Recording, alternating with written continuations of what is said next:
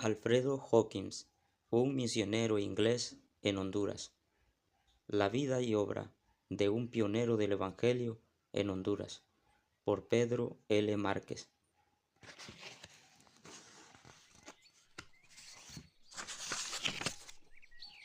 Dedicatoria. Este libro está dedicado a todos los santos y fieles en Cristo Jesús que colaboraron en la propagación del Evangelio en Latinoamérica y especialmente en Honduras, a todos los santos desconocidos quienes con su ejemplo, valor y fidelidad nos legaron el don de dones que es Él, Cristo Jesús.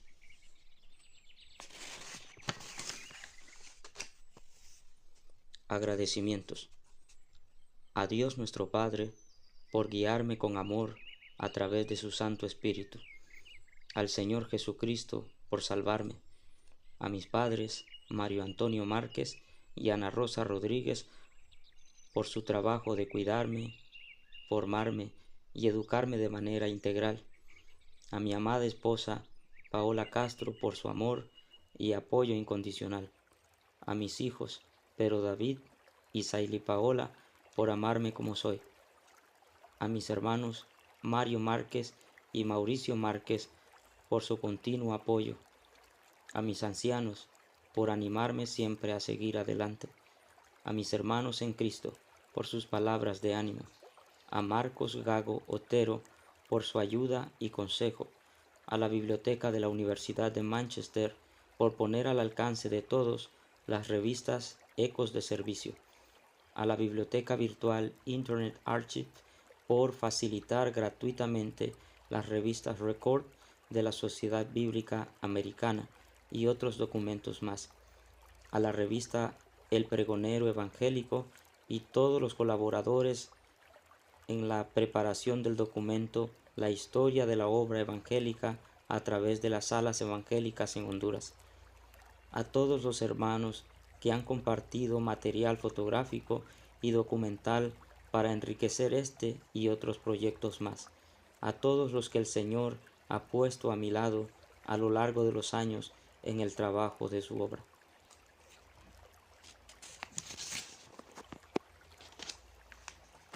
Contenido. Dedicatoria. Agradecimientos. Prólogo. Primera parte. Torquay, Devonshire, Inglaterra, 1885 a 1911. De mar a mar. Los colportores. República Bananera. Misioneros desconocidos. Segunda parte. Puerto Cortés, Honduras, Centroamérica, 1911 a 1919. El choque de dos mundos. Ven y ayúdanos. Suramérica. La renuncia. Tercera parte. San Pedro Sula, Honduras, Centroamérica, 1920 a 1968. Avivamiento. Honduras en guerra. Conferencias generales. Llegan refuerzos. Somos fuertes. El Dios de nuestros padres. Cuarta parte. Torvalds, Devonshire, Inglaterra, 1968 a 1978. Oh tierra bella. Fotografías. Epílogo. Fuentes. Nota.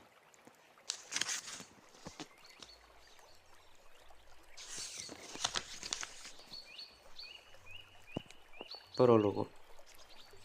La historia del mundo no es más que la biografía de grandes hombres.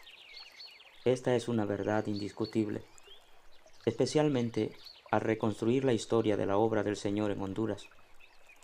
Me he dado cuenta de que hay algunos nombres que se repiten una y otra vez en los testimonios escritos y orales que no pueden ser ignorados o pasados por alto.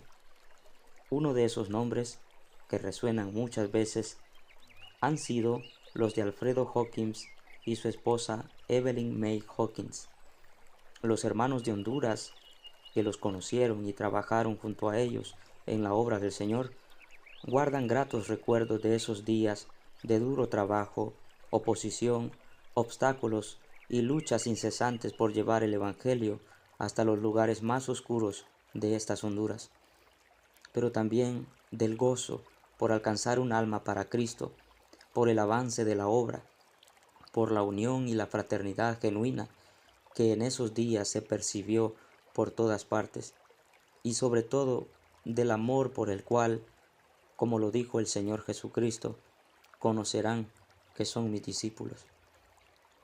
Hoy esos nombres son reconocidos por todas las asambleas de los hermanos en Honduras y otros países de Centroamérica, Suramérica y Estados Unidos. Sus nombres, aunque castellanizados por los hondureños, son una muestra del amor del pueblo de Dios hacia ellos y de ellos hacia el pueblo de Dios, con el cual se fundieron en uno hasta el punto de compartir las mismas estrecheces, penas, dolores, sueños y anhelos, como si se tratasen de dos hijos más de esa tierra catracha.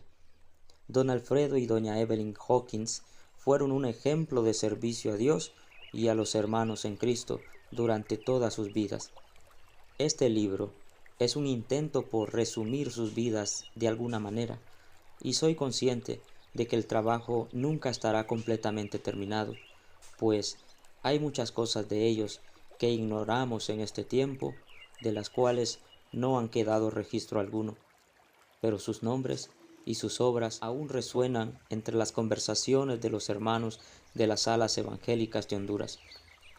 En vista de lo cual me pareció bien hacer un esfuerzo por investigar, recopilar, clasificar, ordenar y escribir todo lo relacionado con ellos en este libro.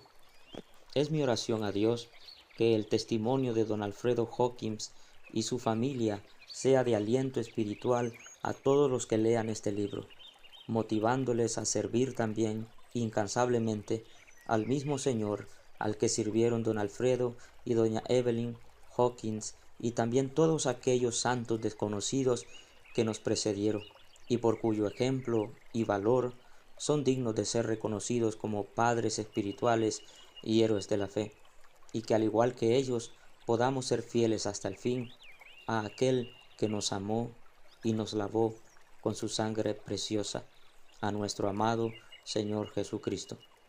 Pedro L. Márquez, 3 de octubre del 2024, Choloma, Cortés, Honduras. Primera parte. Torquay, Devonshire, Inglaterra, 1885 a 1911. Capítulo 1. De mar a mar. Cuando era muchacho, yo lo amé y llamé a mi hijo. Oseas 11:1. Torquay es un pueblo de la costa meridional de Inglaterra, perteneciente al condado de Devon, que se extiende a lo largo de la costa de Torbay. Situada en la costa sur de Inglaterra, Torquay ocupa una importante área sobre la costa oeste de la bahía de Torbay. En el siglo XIX fue conocida como la Riviera Inglesa por su clima saludable. El topónimo está formado por dos raíces, quay, muelle en inglés, y tor o torre, una voz tomada del inglés antiguo y proveniente a su vez del celta, que designa las pequeñas colinas del suroeste de Inglaterra. El nombre original de Torquay era Fleet, hoy preservada en el nombre de la calle Fleet Street. Restos encontrados en una roca conocida como El Rostro, situada en una caverna denominada Kent, demuestra que tropas romanas llegaron a Torquay cuando Bretaña pertenecía al Imperio Romano. El clima favorable de Torquay atrajo a muchos visitantes a lo largo del tiempo, de manera que la población de Torquay creció a ritmo acelerado, pasando de 838 habitantes en 1801 a 11.474 en 1851. Por aquellas décadas surgió en Irlanda un movimiento cristiano que en 1831 pasó a Inglaterra, principalmente a Plymouth, Bristol y Londres, y fue bien recibida también en Torquay, un movimiento que alguien de aquel momento describió de la siguiente manera: un grupo comenzó a reunirse en la ciudad de Dublín, Irlanda, en casas particulares para el estudio de las Escrituras. Plymouth, Bristol, Londres y diversas regiones del viejo continente vieron surgir estos grupos de estudio sin que existiera entre ellos vínculo alguno. Hombres y mujeres de diferentes confesiones, clérigos y laicos, sin distinción alguna, participaban de estos encuentros. Pronto se formaron pequeñas congregaciones que aspiraban a recuperar la antigua sencillez de la Iglesia del siglo I. Con el tiempo, este movimiento llegó a ser conocido como los Hermanos de Plymouth, el cual se extendió por toda Inglaterra, Reino Unido e incluso en Estados Unidos. Fue en este tiempo, durante el floreciente reinado de la reina Victoria I, junto a estas cálidas costas del sur de Inglaterra, que en 1874 unieron sus vidas en matrimonio ante Dios James Hodkin, un humilde ladrillero de la comarca, y Mary Ann Bathership, una joven de buen testimonio, quienes decidieron consagrar sus vidas y su familia al servicio de Dios. James y Mary Ann Hodkins, que para 1884 ya contaban con 8 hijos, 3 niños y 5 niñas, James, John, Robert, Mary, Elizabeth, Catherine Sophia, Kate, Helen y Luisa, se unieron a este grupo de los hermanos de Plymouth, donde pudieron criar a sus hijos bajo el conocimiento y el temor de Dios y su palabra. La época victoriana fue un tiempo de producción y prosperidad para la Gran Bretaña en general y para Inglaterra en particular. Esto, producto de la recién terminada era de la Revolución Industrial y la naciente Revolución Comercial. Pero en ningún otro lugar de la comarca de Devon se percibió más tal prosperidad como en la ciudad de Newton Abbot, una ciudad a unos 14 kilómetros de Torquay, donde se fabricaban las locomotoras de la Compañía de Ferrocarril del Sur de Devon. Newton Abbot es una ciudad de mercado y parroquia civil del condado de Devon, lo que en los países latinoamericanos se conocería como municipio. La ciudad tiene un hipódromo, el más occidental de Inglaterra, una casa solariega jacobina y un parque natural, Deacon. Además, la emblemática New Tower Photo Avon, en inglés o Torre Avid, de ahí el nombre de la ciudad.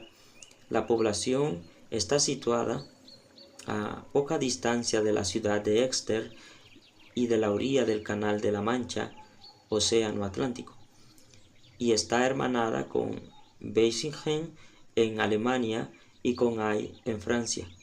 Newton Abbot recibió el derecho entre 1247 y 1251 de celebrar un mercado semanal los miércoles. Gracias a la fuerza del mercado, la ciudad se convirtió rápidamente en una exitosa y próspera fuente de ingresos para las abadías. El mercado se lleva celebrando en la ciudad desde hace 750 años y todavía prospera hoy en día.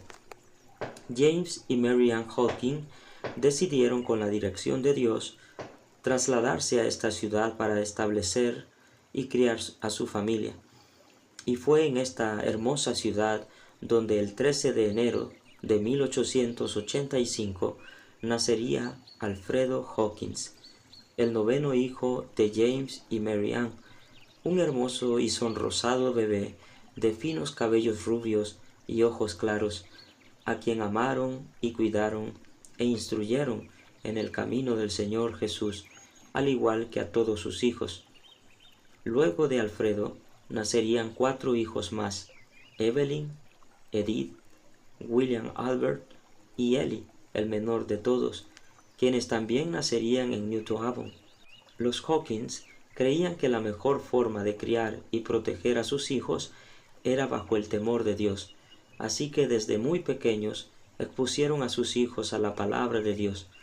Los niños, al igual que muchos otros, visitaban regularmente la iglesia, donde escuchaban la predicación del Evangelio, en el que los hermanos ponían especial énfasis. Tanto en casa como en la iglesia, los niños escucharon y vieron de forma práctica el Evangelio. Y no fue sorpresa que muy pronto, uno a uno, sus hijos aceptaran al Señor Jesucristo como su Señor y Salvador personal. Y por supuesto, entre ellos, el pequeño Alfredo Hawkins, quien también aceptó a Jesús como el Señor de su vida. Durante este tiempo, los hermanos también pondrían mucho énfasis en la necesidad de proclamar el Evangelio en aquellas partes del mundo donde aún no había sido predicado. Esto propició el surgimiento de muchos esfuerzos misioneros que despertaron el fervor y el ánimo espiritual en muchos hermanos. En este ambiente, Dios estaba preparando esta vida que sin él saberlo sería de mucha bendición para miles y miles de almas del otro lado del Atlántico, que esperaban ansiosos la luz del Evangelio glorioso del Señor Jesucristo. Pues muchas millas a la distancia se encontraba el Nuevo Mundo, América. Aún en medio de la agitación y las convulsiones sociales subsecuentes a la separación e independencia del Viejo Mundo, especialmente en los países de Latinoamérica y el Caribe. Las guerras civiles, las luchas de clase y la inestabilidad política, social y económica habían propiciado un caldo de cultivo para la pobreza, el hambre y la ignorancia. Y entre todas las recién estrenadas naciones que buscaban su senda propia por donde transitar, se encontraban las más pequeñas, endebles y olvidadas naciones de América Central, las cuales, aunque compartían las mismas necesidades, rasgos, costumbres y anhelos, habían decidido buscar cada una su propio camino en la historia. Y entre todas estas pequeñas naciones de Centroamérica se encontraba Honduras, un pequeño y hermoso país de 112.492 kilómetros cuadrados, incrustado en el corazón de América, rodeado de mares, bosques, montañas, ríos y una diversidad de fauna. Toda aquella riqueza natural, sin embargo, era opacada o ignorada debido a la extrema pobreza de aquellos días, una pobreza que no solo era material, sino también espiritual. Aquí, las almas presas del oscurantismo religioso y la ignorancia de la palabra de Dios morían cada día en sus pecados sin conocer la luz del Evangelio de Cristo Jesús. El pequeño Alfredo Hawkins ignoraba por los momentos toda esta necesidad que había a 8.177 kilómetros de su dulce hogar en la comarca de Devon. Sus días se deslizaron rápido entre la escuela, la iglesia y los juegos. Pero la providencia de Dios preparaba el escenario, los medios y los instrumentos para la tarea que él tendría que realizar más adelante. En su casa había aprendido el amor de Dios, tanto para él como para los demás. Muy pronto, el joven Alfredo Hawkins se bautizó, consagró su vida a Cristo y dedicó sus fuerzas al servicio de todos los que estuvieran a su alcance. Su interés por la obra de Dios en las misiones sería lentamente despertado por la palabra de Dios y los testimonios de muchos cristianos fieles que mostraban la gran necesidad de obreros que había más allá de las tranquilas costas de Inglaterra. Y con esto en mente, decidió estudiar un curso de medicina, consciente de que Dios podría utilizarlo en algún lugar lejos de su tierra.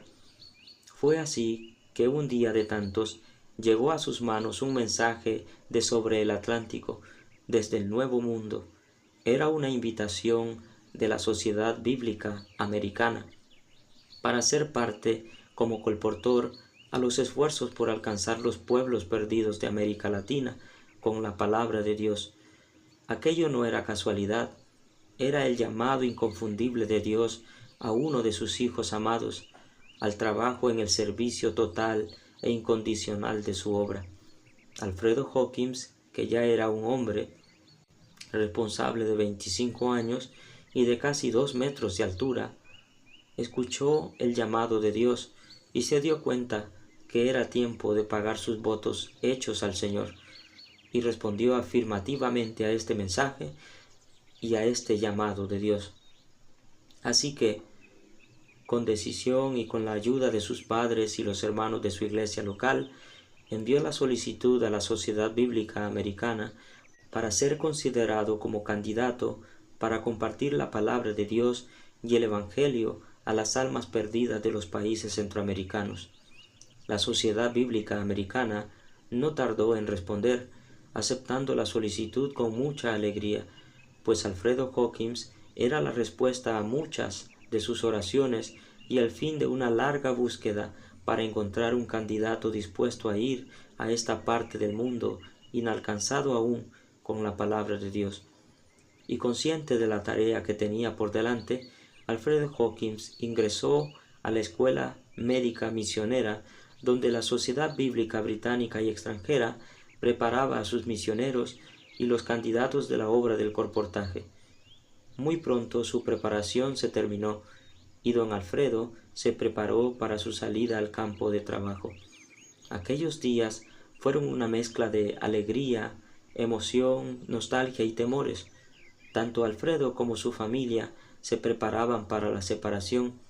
Se alistaron naturalmente muchas cosas: ropa, zapatos, documentos, corbatas, cartas, libros, fotografías, lentes, sombreros, un abrigo grueso, una pluma fuente, un reloj de bolsillo, etc. La lista era casi interminable y los baúles rebosaban de cosas que más tarde el mismo Alfredo Hawkins reconocería como cargas y regalaría, vendería o intercambiaría por otras que resultaron ser más elementales y necesarias en el camino, como una cuchara, un machete o una hamaca.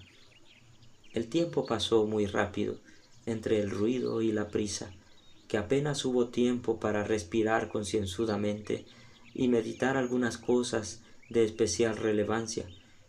Pero unos días antes, Alfredo Hawkins se detuvo a ver las estrellas y preguntarle a Dios por su vida y la de los suyos. Como respuesta, Dios le dio un silencio profundo, seguido con una fresca brisa que trajo fuerza y confianza a su corazón, pues el mismo Dios que sostiene las estrellas también puede sostener a los suyos con su mismo poder y amor.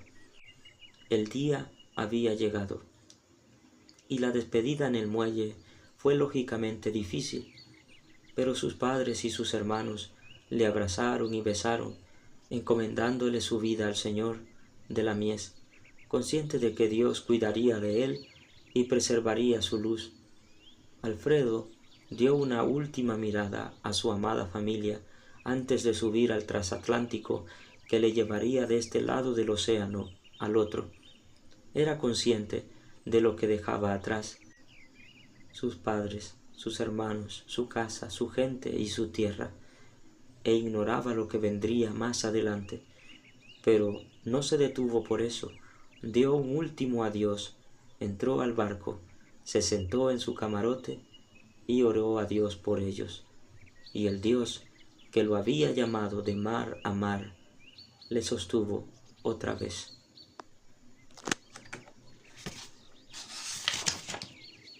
Capítulo 2. Los colportores. He aquí, yo os envío como ovejas en medio de lobos. Sed pues prudentes como serpientes y sencillos como palomas. Mateo 10:16. Un colportor era alguien que vendía o distribuía libros, Biblias y otra literatura religiosa, yendo casa por casa. La palabra deriva del francés comporteur, llevar, vender como buhonero, y tiene su origen en la forma en que el vendedor o distribuidor de Biblias llevaba colgada del cuello una caja de madera con su preciosa carga de literatura. Al parecer, fueron los valdenses en España los primeros en tomar la iniciativa de salir por los valles y ciudades, llevando la luz que resplandece en las tinieblas, como reza el lema adoptado por ellos y que aparece en el escudo que hasta hoy los identifica. La tarea del colportor reaparece después con la organización de la Sociedad Bíblica Británica y Extranjera, que se originó en Londres el 7 de marzo de 1804, con el objeto de dar la Biblia al mundo sin notas ni comentarios.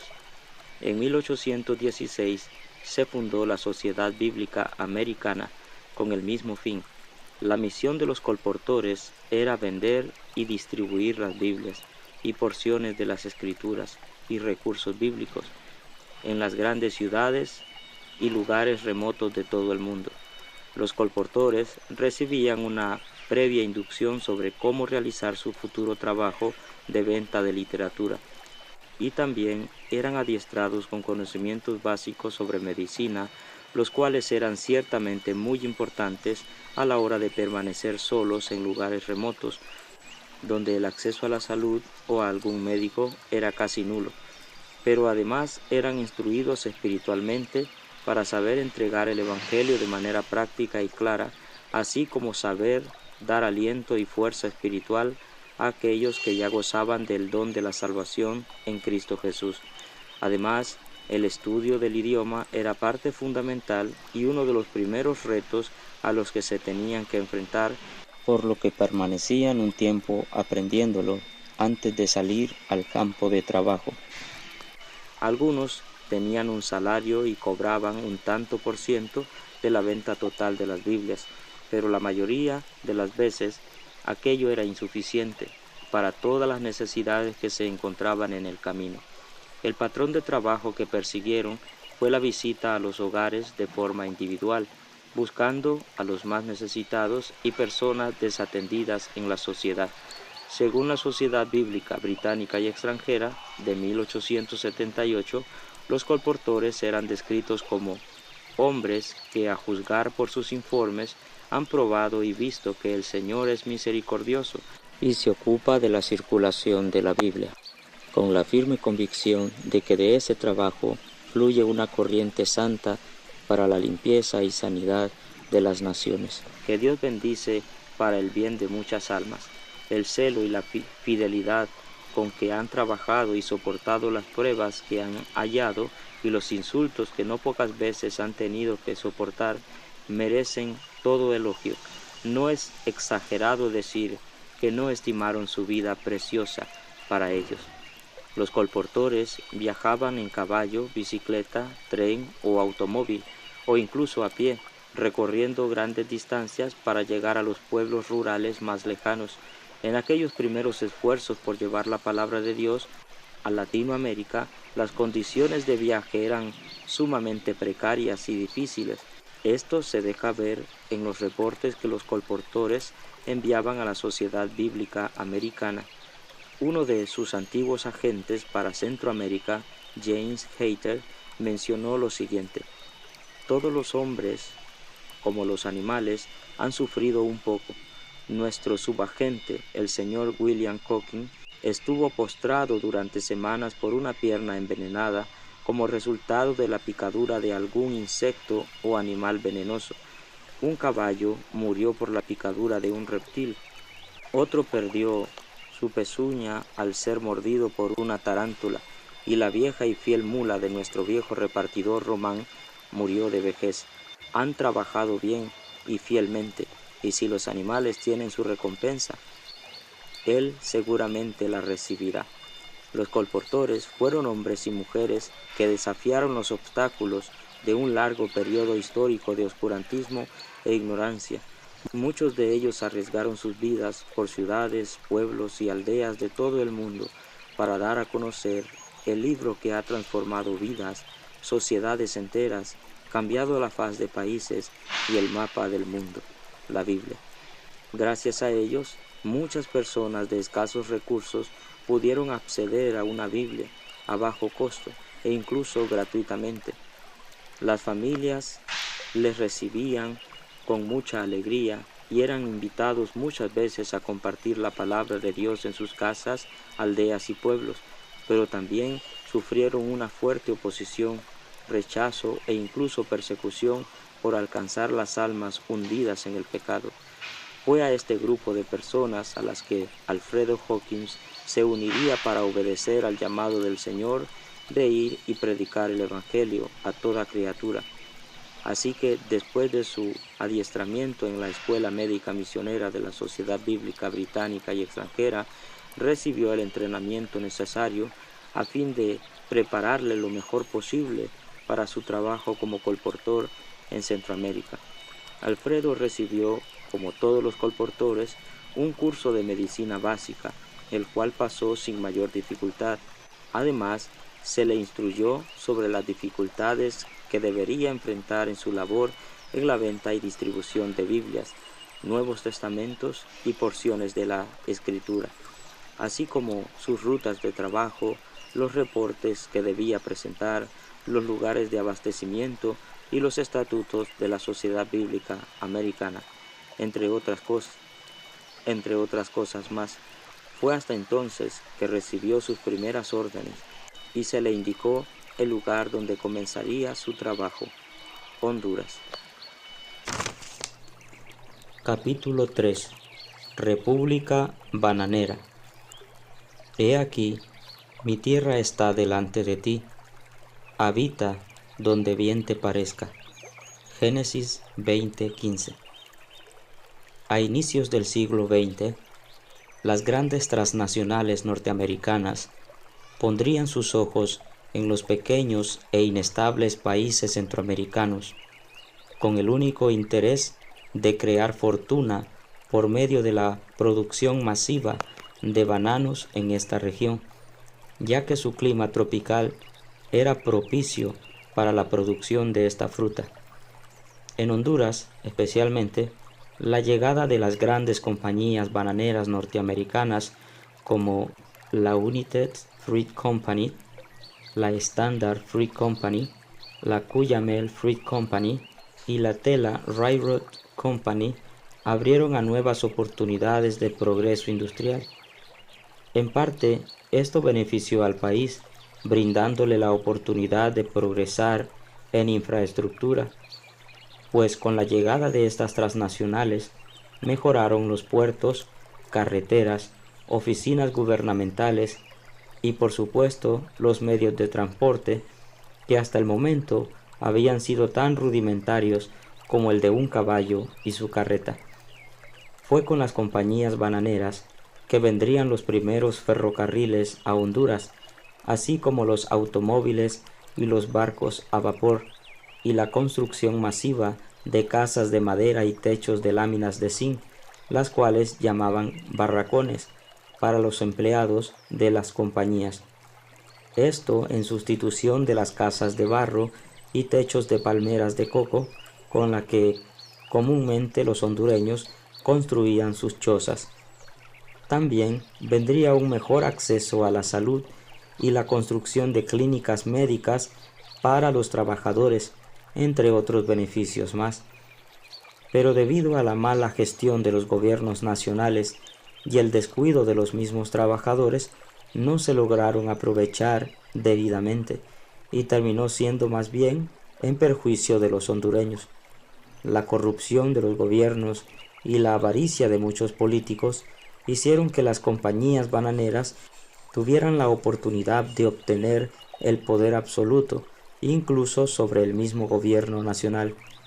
Estos poderes omnímodos en todas las esferas de la vida nacional les permitieron apoderarse de grandes extensiones de tierra cercanas a las costas para aprovechar los puertos del país, y esto en términos de concesiones que los gobiernos centrales otorgaban a las mismas compañías a cambio de casi nada, además de controlar las decisiones y acciones políticas del gobierno, tanto estatal como central, llegando incluso a quitar y poner gobernantes al gusto y medida de sus propios intereses.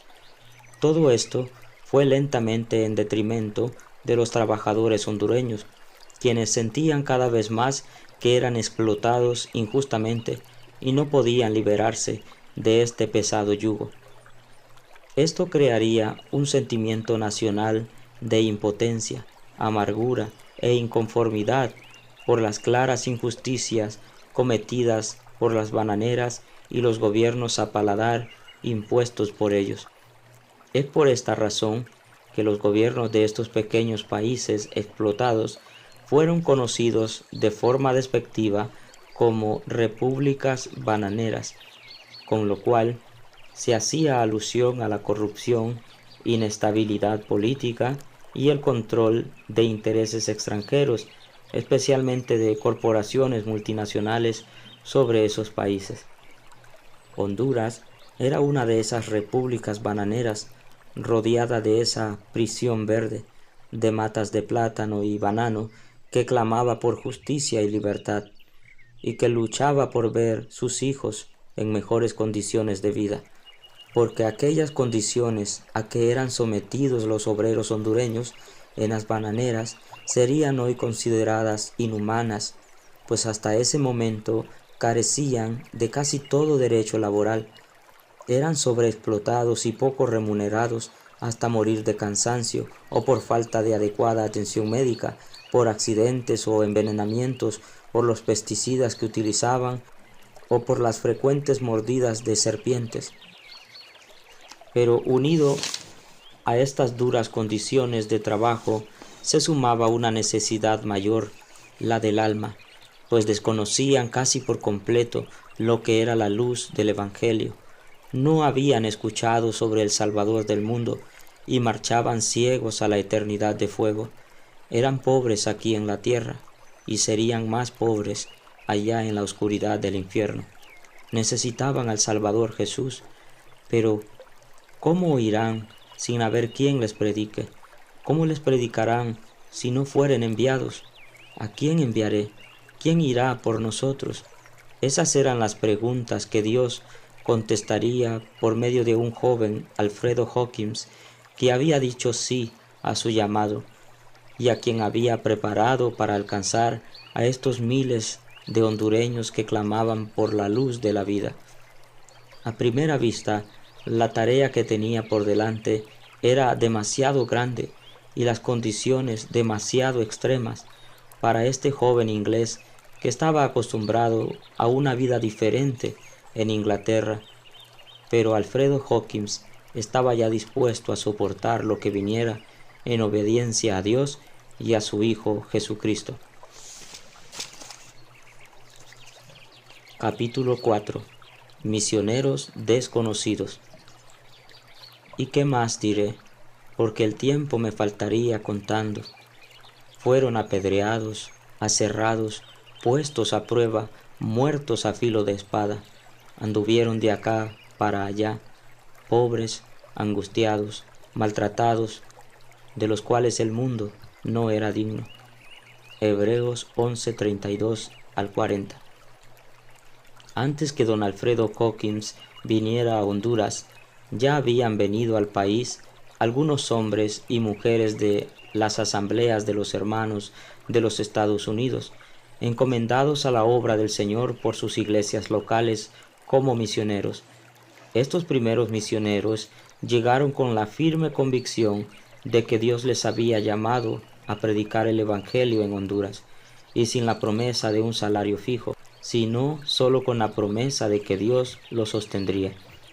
Sus nombres han quedado prácticamente en el olvido por los hermanos hondureños, y podrían permanecer así para la posteridad, y de todas maneras llevarían gloria para Dios, como las flores que florecen en lo profundo de un bosque, lejos de nuestros ojos, pero no de los de Dios. De igual manera, estos hombres y mujeres seguirían siendo amados por Dios por el enorme valor que supusieron sus vidas, pero no sería justo para nosotros, pues ellos, como todos aquellos que nos precedieron, son parte de esa enorme nube de testigos alrededor nuestro, quienes nos animan a continuar la carrera espiritual con el ejemplo de sus vidas. Sus vidas se encontrarían unidas por la providencia de Dios y confluirían en el mismo país como los ríos en el mismo mar. Para ese tiempo, la obra del Señor, a través de los hermanos, había llegado a Honduras de mano de los primeros misioneros enviados desde Estados Unidos.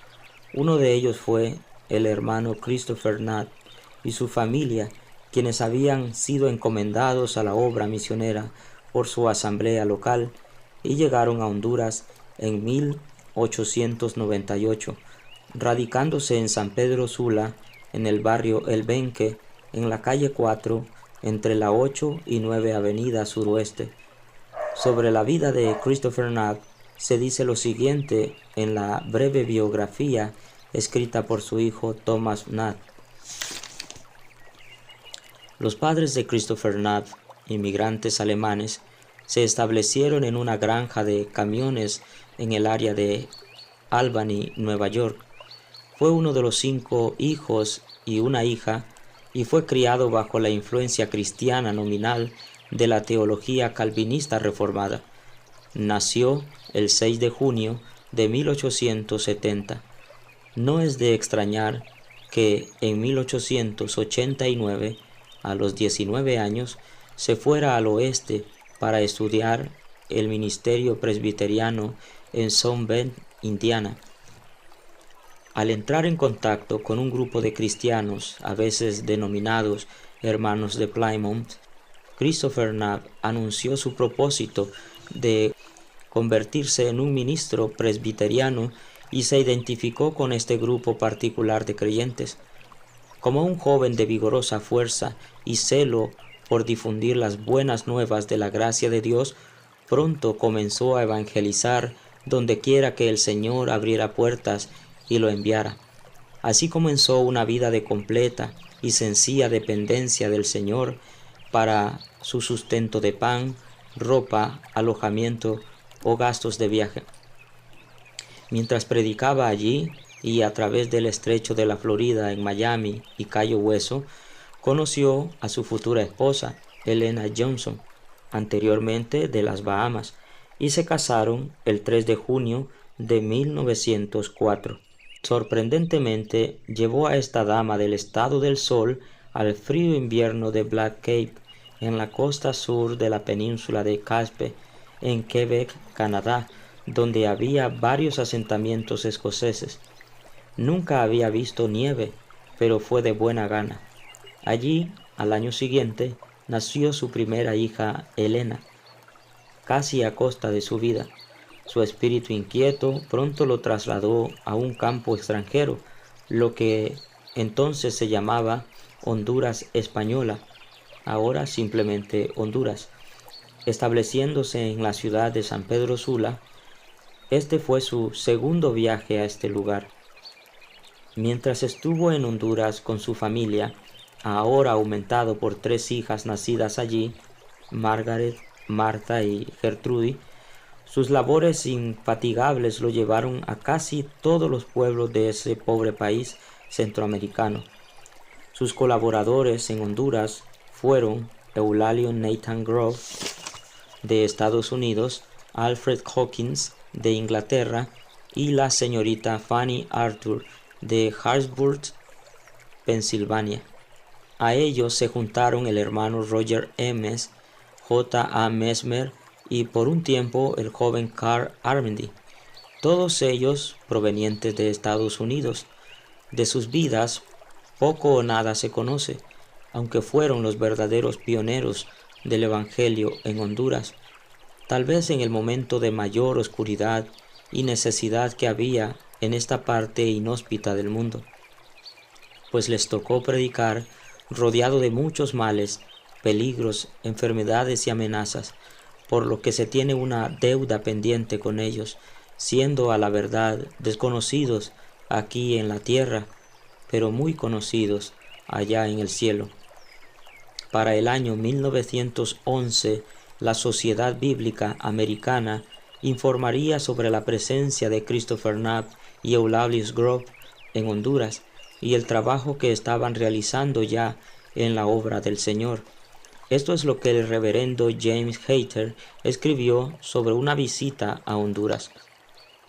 Los telegramas de los periódicos de Honduras y de las regiones más lejanas no han sido muy tranquilizadoras últimamente.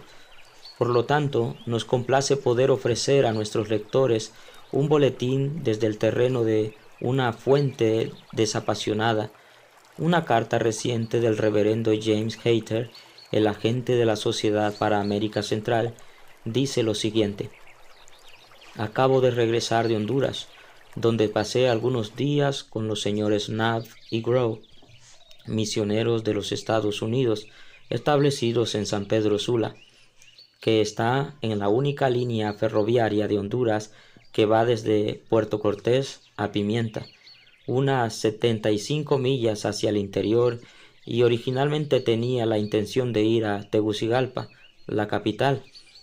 Cuando desembarcamos, encontramos a todo el mundo bajo la ley marcial y soldados en casi todos los sectores. No nos permitían ni siquiera tener nuestras pijamas sin algún alboroto, y un tipo ignorante estuvo a punto de clavarme su bayoneta. Por supuesto, usted ha oído hablar del reciente intento por parte del señor Bonilla de incitar una revolución. Fracasó, pero tememos que vuelva a ocurrir. Cualquier día puede estallar. Incluso es difícil conseguir pasaportes. De hecho, los señores Knapp y Grow no habían conseguido uno cuando me fui al interior para hacer una misión. Al salir de San Pedro, un soldado me pidió el pasaporte, y aunque lo hizo sin mi permiso, un negro le dijo que yo era funcionario del ferrocarril. Lo reprendí por dar falso testimonio, pero no pareció importarle, y era demasiado tarde para arreglar las cosas, así que salimos bien librados. Sentí los sentimientos más amargos contra los gringos, como se llaman aquí a los americanos. Sin duda, también hay alguna razón para ello, ya que casi todos ellos han abandonado su país por el bien de éste. Nunca vi más gente bebiendo whisky, ni oí peores insultos que durante la noche que estuve en el hotel de Puerto Cortés. Parecía que cada 100 pasos que daba me encontraba con un nativo o un extranjero que había perdido la mano, la pierna, el brazo o el ojo. Muchos tenían una sola pierna. Este es verdaderamente el país de las revoluciones y los negligentes. Encontré una capilla bien construida de los metodistas wesleyanos en San Pedro, pero no estaba en condiciones de servir hasta que conseguimos que una buena negra limpiara el lugar. Era domingo antes del Día de Acción de Gracias y pensamos que era buena oportunidad para abrir. Todos los estadounidenses vendrán, dijimos, pero solo un estadounidense y su esposa vinieron, además de los predicadores. Tampoco tuvimos mucho más éxito por la noche cuando probamos a hablar con los nativos en español. Así es el norte de Honduras. Además de los misioneros mencionados anteriormente, encontramos a una dama estadounidense verdaderamente piadosa. Ella verdaderamente da testimonio del Señor. Su casa era como un oasis en el desierto. Fue junto a estos primeros misioneros que don Alfredo Hawkins comenzaría su trabajo, además de los otros colportores de la Sociedad Bíblica Americana y los hermanos en Cristo de otras denominaciones, como los de la Iglesia Centroamericana, la Iglesia Santidad, conocidos también como Iglesia Amigos, la Iglesia Evangélica y Reformada, y otros misioneros anglicanos, metodistas y bautistas, quienes también trabajaron incansablemente por proclamar el Evangelio del Señor Jesucristo por toda la región. Y aunque doctrinalmente habían muchas cosas que los separaban, les unía el mismo propósito, las mismas dificultades y el mismo amor por Cristo y las almas. A pesar de las limitaciones materiales, estos hermanos cumplieron la letra de este coro que hoy cantamos recordándoles a ellos, quienes encontraron en Cristo un noble sostén de la esperanza mía, fuente bendita de la vida eterna. Tan solo el alma que en sus fuerzas fía tiene paz, sí, tiene paz. Mi sostén es Jesús, Nunca en la lucha desmayar podré. Mi sostén es Jesús, nunca en la lucha desmayar podré. Yo soy muy débil, pero en ti soy fuerte. Nunca en la lucha desmayar podré. Si tú estás conmigo, ni a la misma muerte temeré, no temeré. Dura es la lucha, difícil la tarea, mas tú me dotas de tu gran poder.